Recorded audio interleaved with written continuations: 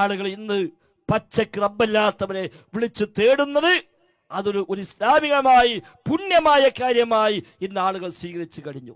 ഖബറുകളിൽ ചെന്ന് ജാറങ്ങളിൽ ചെന്ന് ആ ഖബറാളിയെ നേരെ വിളിച്ചു തേടുന്ന തേട്ടങ്ങളാണ് നമ്മൾ ഇന്ന് എവിടെയും കാണുകയും കേൾക്കുകയും ചെയ്യുന്നത്. ഒരു ചെറിയ സാമ്പിൾ നിങ്ങൾ കാണുക.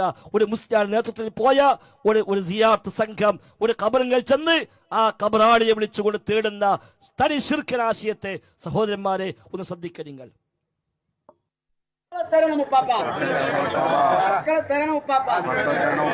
ഉദ്ദേശങ്ങൾ പൂർത്തീകരിക്കണം ഉപ്പാപ്പ. നിരാശരാക്കരുതേ ഉപ്പാപ്പ. ഇവിടെ വരാൻ ഒരുപാട് തവണ വരാൻ ഞങ്ങൾക്ക് തൗഫീക്ക് നൽകണം. ഞങ്ങളിലൂടെ ആയിരക്കണക്കിന് മുഅ്മിനീങ്ങളെ ഇവിടെ നിങ്ങൾ എത്തിക്കണം. അതിന് ഞങ്ങൾക്ക് തൗഫീക്ക് നൽകണം. ഞങ്ങളിതാ തൽക്കാലം പോകുന്നു. നിങ്ങളോട് യാത്ര ചോദിക്കുന്നു. മരണം വരെയും മരണസമയത്തും മരണാനന്തരം ഖബറിലും പാർത്ഥിക ലോകത്തും നിങ്ങൾ ഞങ്ങളോടൊപ്പം ഉണ്ടാകണം. ഞങ്ങൾക്ക് വേണ്ടതൊക്കെ വേണ്ടുന്ന സമയങ്ങളിൽ ഞങ്ങൾക്ക് നിങ്ങൾ തരണം. നിങ്ങളല്ലാതെ ഞങ്ങൾക്ക് തരാൻ ആരാണുള്ളത്? ഞങ്ങളെ കൈവടിയല്ല ഉപ്പ, ഞങ്ങൾ ഒഴിവാക്കിയവരല്ല ഉപ്പ, ഞങ്ങൾ ചോദിച്ചു തരണേ ഉപ്പാപ്പ. അസ്സലാമു അലൈക യാ വലിയല്ലാഹ്. السلام عليك يا ولي الله. السلام عليك يا ولي الله. السلام عليك يا ولي الله. السلام عليكم. السلام عليكم. دار قوم مؤمنين. دار قوم مؤمنين. സഹോദരന്മാരെ, നമ്മുടെ ബാധ്യത വർദ്ധിക്കുകയാണ്. ആളുകളെ പച്ചക്ക് ശിർക്ക് ചെയ്യിപ്പിക്കുന്ന നേരെ ചെന്ന് ആ ഖബറാളിയോട് കാര്യങ്ങൾ മുഴുവൻ പറഞ്ഞ് അത് ഏറ്റുപറയിപ്പിച്ച് ആമീൻ ചൊല്ലിക്കുന്ന അവസ്ഥയിലേക്കാണ് ഈ ഉമ്മത്തിനെ കൊണ്ടുപോകുന്നത്. ഹക്കും ജാഹും ബർക്കത്തൊന്നുമല്ല. പഴയ കാലത്ത് അങ്ങനെ പറഞ്ഞത്. നമ്മളാരും തേടുന്നില്ല, ഞങ്ങളാരും പ്രാർത്ഥിക്കുന്നില്ല, ഞങ്ങളാരും ചോദിക്കുന്നില്ല. ഹക്ക് ജാഹ് ബർക്കത്ത് കൊണ്ട് ഞങ്ങൾ റബ്ബിനോട് തപസ്സുരാക്കുകയാണ് എന്നാണ് പഴയ കാലത്തൊക്കെ ഉസ്താദുമാർ പറഞ്ഞിരുന്നത്. ഇന്ന് അവിടുന്നൊക്കെ മാറി ശുദ്ധമായ ഷിയായിസം, തനിച്ച ശിർക്ക്, തനിച്ച കുഫ്രാണ് ഈ ഉമ്മത്തിന് പ്രചരിപ്പിക്കുന്നത്. അതിനാക്കം കൂട്ടാനാണ് അറിവിൻ നിലാവെന്നും നൂറെ ഹബീബെന്നും നൂറെ അജ്മീറെന്നും അല്ലാതെ ഈ മക്കളെ പേരിട്ടുകൊണ്ട് ഓരോരോ കച്ചവടക്കാർ വേഷം കെട്ടി സമൂഹത്തിലേക്ക് ഇറങ്ങിക്കൊണ്ടിരിക്കുന്നത്. നമ്മുടെ ബാധ്യത വർദ്ധിക്കുന്ന സഹോദരങ്ങളെ. ആളുകൾക്കറിയില്ല, അവര് ഖുർആൻ പഠിച്ചിട്ടില്ല, ഹദീസുകൾ പഠിച്ചിട്ടില്ല, ദീനു പഠിക്കാൻ അവർക്ക് സാഹചര്യം ഉണ്ടായിട്ടില്ല. ഇങ്ങനെ ഓരോരോ ഉസ്താദുമാർ ഓരോരുത്തർ സംഘത്തെ കൊണ്ടുപോയി ഈ തനിച്ച ശിർക്കിന്റെ വഴിയിലേക്ക്, നരകത്തിന്റെ വഴിയിലേക്ക് കൊണ്ടുപോയി തള്ളുകയാണ്. അതാണ് ഇന്ന കസീറ മിനൽ അഹ്ബാരി വറുഹ്ബാൻ ലയകുലൂന അംവാലൻ നാസി ബിൽ ബാത്തിൽ വയസുദ്ദൂന അൻ സബീലില്ലാഹ്. അധിക പണ്ഡിതന്മാരെയും കുറിച്ച് അല്ലാഹു തആല പഠിപ്പിച്ചുവല്ലോ. അവർ ലയകുലൂന അംവാലൻ നാസി ബിൽ ബാത്തിൽ, ജനങ്ങളെ സമ്പത്തവര് അന്യായമായി ഭക്ഷിച്ചു കൊണ്ടിരിക്കുന്നു എന്ന് മാത്രമല്ല വയസുദ്ദൂന അൻ സബീലില്ലാഹ്, അല്ലാഹുവിന്റെ മാർഗത്തിൽ നിന്ന് അവർ ജനങ്ങളെ തടയുകയും ചെയ്യുന്നു. രണ്ടു കാര്യം പറഞ്ഞു. ഒന്ന്, ലയകുലൂന അംവാലൻ നാസി ബിൽ ബാത്തിൽ. ഇത് വേദക്കാരെ കുറിച്ച് മാത്രമല്ല, തൗറാത്തിന്റെയും ഇഞ്ചീലിന്റെയും ആളുകളായ പണ്ഡിതന്മാരെ കുറിച്ചാണ് ആയത്ത് അവതരിച്ചത്. എങ്കിലും അവർക്ക് മാത്രമല്ല, അത് മുസ്ലിമീങ്ങൾക്കും ബാധകമാണ്, ഈ ഉമ്മത്തിനും ബാധകമാണ് എന്ന് സ്വഹാബത്ത് മുതലുള്ള അഹ്ലുസുന്നയുടെ നേതാക്കന്മാർ പതിനുമതിനെ രേഖപ്പെടുത്തിയതായി കാണാൻ കഴിയും. എന്നാൽ ആ സമ്പത്ത് അന്യായമായി ഭക്ഷിക്കൽ മാത്രമല്ല, അതോടൊപ്പം വയസുദ്ദൂന അൻ സബീലില്ലാഹ്, അല്ലാഹുവിന്റെ മാർഗത്തിൽ നിന്ന് അവർ ജനങ്ങളെ തടയുകയും ചെയ്യുന്നു. അതെന്താ?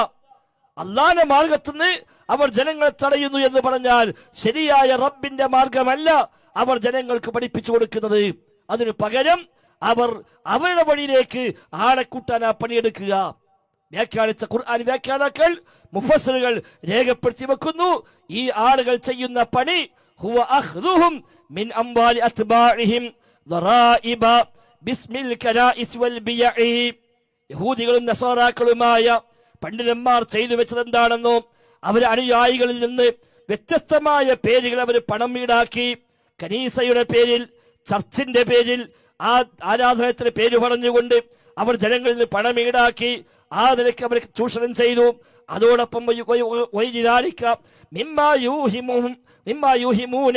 അവരവർ തോന്നിപ്പിക്കുന്നു എന്ത് അന്നൻ നഫഖത ഫീഹി മിനശ്ശറഇ വത്തഖറുബി ഇലല്ലാഹ്.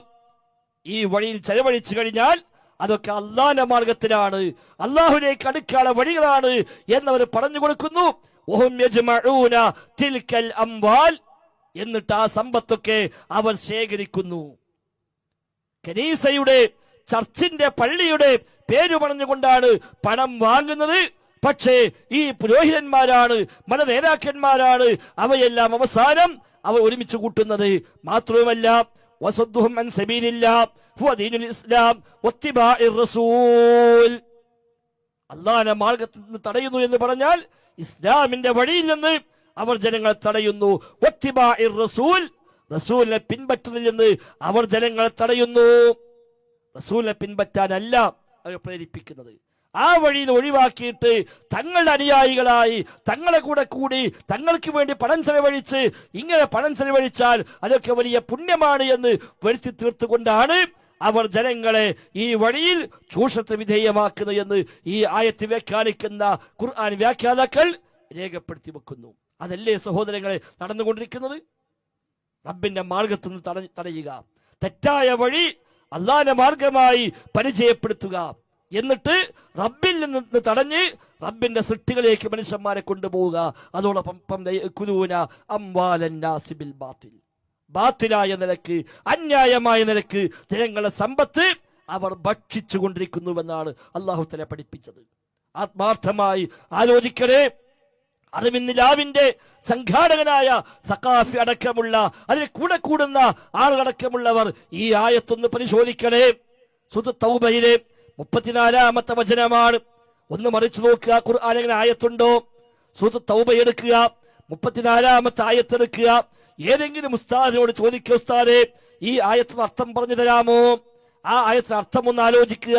ഈ ആയത്തിന്റെ അർത്ഥവ്യാപ്തിയിൽ താൻ ഉൾപ്പെടുമോ എന്ന് ഒന്ന് ചിന്തിക്കാൻ തയ്യാറാവണേ എന്ന് നസീഹത്തോടെ, ഗുണകാംക്ഷയോടെ ഓർമ്മിപ്പിക്കുകയാണ്.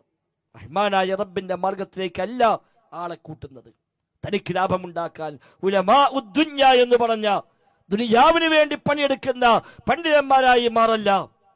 അള്ളാഹിന്റെ മാർഗത്തിൽ നിന്ന് ജനങ്ങൾ തടഞ്ഞ് അല്ലാത്ത വഴിയിൽ കൊണ്ടുപോയി ദുന്യവിയായി ലാഭമുണ്ടാക്കുന്ന ഉലമാഉദ്ദുന്യ വഹ്ദറൂ മിൻ ഉലമാഇദ്ദുന്യ എന്ന ഫുദൈൽ ഇബ്നു ഇയാദ് റഹിമഹുള്ളയുടെ വാചകം തനിക്ക് ബാധകമാണോ? അതിൽ ഞാൻ ഉൾപ്പെടുമോ എന്ന് ഞാനും ആലോചിക്കണം, ഓരോരുത്തരും ആലോചിക്കണം. ഫുദൈൽ ഇബ്നു ഇയാദാണ് പറഞ്ഞത്, ഉലമാഉദ്ദുന്യ, ദുന്യാവിന്റെ ആലിമീങ്ങൾ, ദുനിയാവ് ആഗ്രഹിക്കുന്ന, സ്ഥാനമാനം ആഗ്രഹിക്കുന്ന, ധാരാളം അനുയായികൾ ഉണ്ടാകണമെന്ന് ആഗ്രഹിക്കുന്ന, സമ്പത്തുണ്ടാകണമെന്ന് ആഗ്രഹിക്കുന്ന ഉലമാഉദ്ദുന്യ. ആ ഉലമാഉദ്ദുന്യയെ വഹ്ദറൂ, നിങ്ങൾക്ക് അവരെ കുറിച്ച് ജാഗ്രത പാലിക്കണേ എന്നാണ്. അത്തരം പണ്ഡിതന്മാരെ കാര്യത്തിൽ ജാഗ്രത കാത്തു സൂക്ഷിക്കണമെന്നാണ് അഹ്ലുസുന്നയുടെ നേതാക്കന്മാർ പരിചയപ്പെടുത്തിയത്. ആ ഗണത്തിലേക്ക് തങ്ങൾ മാറുന്നുവോ എന്ന് ഒന്ന് ആത്മാർത്ഥമായി ഒന്ന് ആലോചിക്കാൻ, പടച്ച റബ്ബിനെ ഓർത്തുകൊണ്ട്, തന്റെ പരലോകം ഓർത്തുകൊണ്ട്, സ്വർഗത്തെ പ്രതീക്ഷിച്ചുകൊണ്ട്, നരകത്തെ ഭയപ്പെട്ടുകൊണ്ട് ഏതെങ്കിലും സമയത്ത് അങ്ങനെ ഒന്ന് ആലോചിക്കാൻ തയ്യാറാകണേ എന്ന് സുഫ്വാൻ സഖാഫി അടക്കമുള്ള അതിനെ കൂടെ കൂടി കൊടുക്കുന്ന എല്ലാ ആളുകളോടും സ്നേഹബുദ്ധിയ ആവർത്തിച്ച് ഓർമ്മപ്പെടുത്തുകയാണ്. എവിടേക്കാണ് ഈ മനുഷ്യന്മാരെ കൊണ്ടുപോകുന്നത്? സാമ്പത്തിക ലാഭമുണ്ടാക്കാൻ മറ്റെന്തെല്ലാം പണിയുണ്ട്, മറ്റെന്തെല്ലാം ഏർപ്പാടുണ്ട് കച്ചവടത്തിനാണെങ്കിൽ. പക്ഷേ അള്ളാന്റെ മാർഗത്തിൽ തെറ്റിച്ച് റബ്ബല്ലാത്തവരെ കൊണ്ടുപോയി ഈ സാധാരണക്കാരെ മുഴുവൻ ശിർക്കിൽ കൊണ്ടുപോയി ചാടിച്ചിട്ട് വേണോ ഈ സാമ്പത്തികമായ ചൂഷണങ്ങൾക്ക്? ആളുകൾക്കറിയില്ലത്, അവർ ചെന്ന് ചാടുകയാണ്.